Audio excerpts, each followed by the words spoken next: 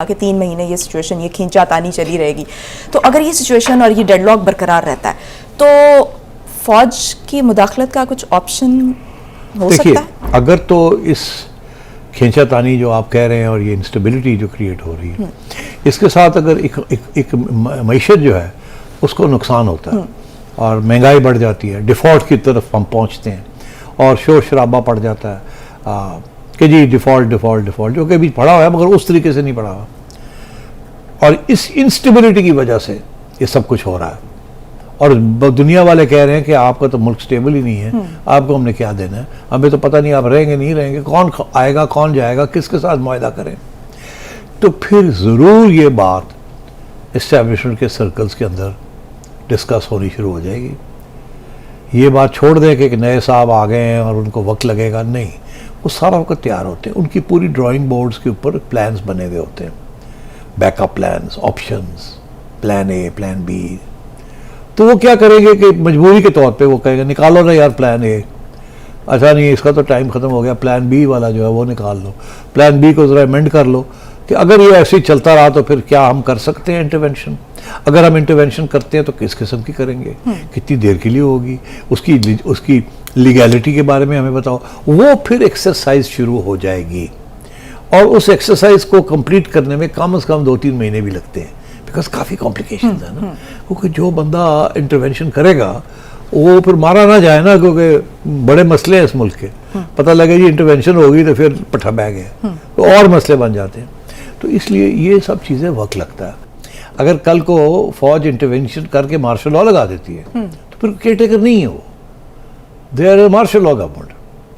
Care taker होते हैं जो कि एक शॉर्ट पीरियड के लिए आते हैं और जमहूरियत का जो रास्ता है वो ब्लॉक नहीं होता, वो खुल जाता है उसके साथ, इलेक्शन की तरफ आप बढ़ते हैं, तो अभी तो वो कोई सूरत नहीं है। अब आप कह रही हैं जी कि केयर टेकर्स उस सूरत में आएंगे जब फैसला हो जाएगा। टेक्नोक्रेट्स तो यार केयर टेकर में ही आते हैं ना, और कहाँ से आते हैं? लेकिन उसको प्रोलॉन्ग किया जा सकता है ना, अगर एक प्रॉपर सेटअप लाया जाए तो क्या ऐसा पॉसिबल? उसके लिए वही तो मैं एक्सप्लेन करने की कोशिश कर रहा हूँ तुम्हें कि उसके लिए एक सिचुएशन चाहिए ना। वो सिचुएशन उस वक्त तक नहीं आएगी जब तक सारी गवर्नमेंट्स जो हैं वो आपस में मिल के और कहें जी अब जनरल इलेक्शन की तरफ हमने जाना है, फिर हर जगह पे केयर टेकर्स आ जाएं। जब केयर टेकर्स आ जाएंगे, और केयर टेकर्स के अंदर आमतौर पर टेक्नोक्रेट्स होते हैं, वो जब आ जाएंगे तो फिर 2 महीने होंगे, 3 महीने होंगे इलेक्शन के लिए। वो जो पीरियड दरमियान वाला है ना, उस पीरियड में इस्टेब्लिशमेंट इंटरवेंशन कर सकती है और केयर टेकर्स जहाँ हैं उन सबको बुला के कहा जाए कि मईशत का हाल बहुत ख़राब है और इलेक्शन नहीं करवाने, ठीक, चलो बंद करो, कोई इलेक्शन नहीं होने। वो कहेंगे जी हम तो कानूनी तौर पे वी आर ऑब्लाइज्ड, कहेंगे no problem, will approach the supreme court. एक पिटीशन चली जाएगी सुप्रीम कोर्ट कि मुल्क के हालात का ये हाल है, ये है, ये है, ये है, और इन हालात के अंदर अगर हम इलेक्शन कराएंगे, लड़ाई झगड़े चल रहे हैं, मार कुटाई हो सकती है, वायलेंस हो सकता है, डिफ़ॉल्ट वैसे ही सर पे चढ़ गई है, अब तो फ़ायदा क्या हुआ इलेक्शन कराने का अगर उससे पहले मुल्क डूब जाता है।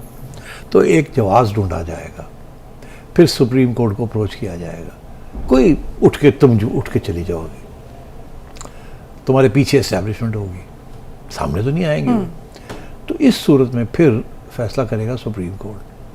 और अगर कुछ सियासी जमातें आपके साथ मिली हुई हैं कि करो, तो फिर तो और भी आसान हो जाएगा ना। तो सिर्फ अगर पीटीआई रह जाएगी ऑब्जेक्ट करती और बाकी सारे चुप होंगे और कहेंगे जी ठीक है जी मुल्क के हालात बड़े ख़राब हैं तो हमें इत्तेफाक है कि जी आप कर दें, तो फिर तो आसान हो जाएगा ना काम। और हमें मालूम है कि अगर मुल्क की सूरत हाल इतनी ख़तरनाक स्टेज पे आ जाए तो जजेस भी जो है उनको भी सोचना पड़ता ना, क्योंकि ये ज़रूरी नहीं है कि अगर इलेक्शन 90 दिन में होने हैं वो 90 दिन में हो, पोस्टपोनमेंट हो सकती है, इसके अंदर गुंजाइश है आइन के अंदर, अगर आप जाके आर्ग्यू करें कि ये मसले हैं। इसी तरीके से फाइनेंसी लगाने के भी हैं। अब केयर टेकर्स फाइनेंशियल इमरजेंसी नहीं लगा सकते, मगर हालात ऐसे हों तो फिर लगा भी सकते हैं, क्योंकि कौन रोकने वाला है? जो रोकेगा वो दूसरा उठ के सुप्रीम कोर्ट चला जाएगा, अगर सुप्रीम कोर्ट कहता है जी लगा लें तो ख़त्म हो गई बात। तो मैं आपको 2 बातें कुछ अरसे से कह रहा हूँ कि ये गेम ऐसी चलेगी, आखिर में हर बात इस्टेब्लिशमेंट के पास नहीं जाएगी, हर बात अदालतों में जाएगी।